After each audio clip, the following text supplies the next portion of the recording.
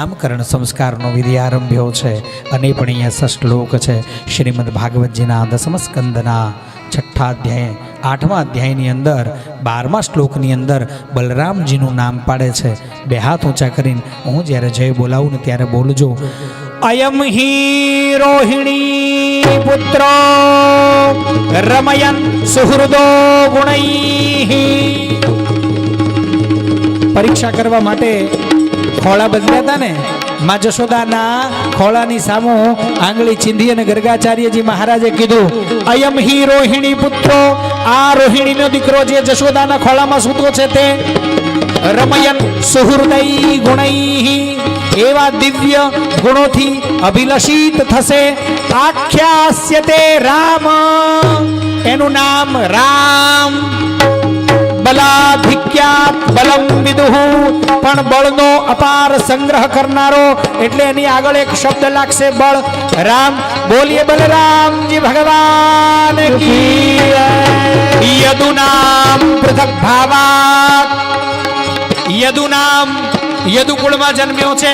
પૃથક ભાવાત ત્યાંથી છૂટો પડ્યો છે, આકર્ષણ થયું છે ને પછી રોહિણીજીના ગર્ભમાં આવ્યો છે.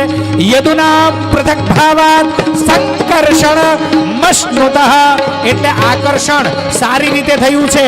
એક માના ઉદરમાંથી એ ગર્ભને લઈ અને જોગમાયા જગદંબા બીજી માના ગર્ભની અંદર લાવી અને એને એમ નામ અખંડ ઈ જ્યોતને અંદર પધરાવી, એટલે આકર્ષણ થયું પણ સારી રીતે, એટલે આનું એક નામ સંકર્ષણ ભગવાન કી.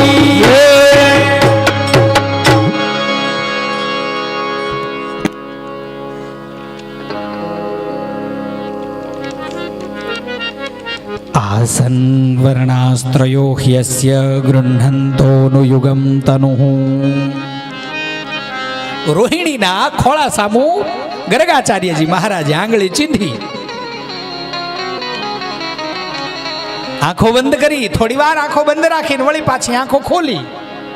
શું કહેવું આના વિશે? આસન વર્ણાસ્ત્રયો, યુગે યુગે જે વર્ણને બદલવા વાળો, રંગને બદલવા વાળો છે. યસ્ય ગૃહ્ણંતોનું યુગમ તનુઃ, શરીરને બદલવા વાળો છે. શુક્લો રક્તસ્તથા પીતઃ, સતયુગમાં જે શ્વેત રંગને ધારણ કરીને આવે છે, ત્રેતામાં લાલ રક્તવર્ણને જે ધારણ કરીને આવે છે. સૂર્યનો કલર લાલ છે, રક્તવર્ણિત છે ભગવાન સૂર્યનારાયણ. સૂર્યવંશની અંદર ત્રેતાની અંદર ભગવાન રામચંદ્ર પ્રગટ્યા છે. ત્રેતાની અંદર જે રક્તવર્ણ ધારણ કરીને આવે છે, એવો આ વખતે બે યુગના મધ્યમાં ઇદાનિમ કૃષ્ણતાંગતઃ, આ વખતે શામળો થઈને આવ્યો છે. પ્રાગયમ વસુદેવસ્ય ક્વથિજાતસ્ત્વદાત્મજઃ વાસુદેવ ઇતિ શ્રીમાન ભિજ્ઞા સમપરચક્ષતે. બહુની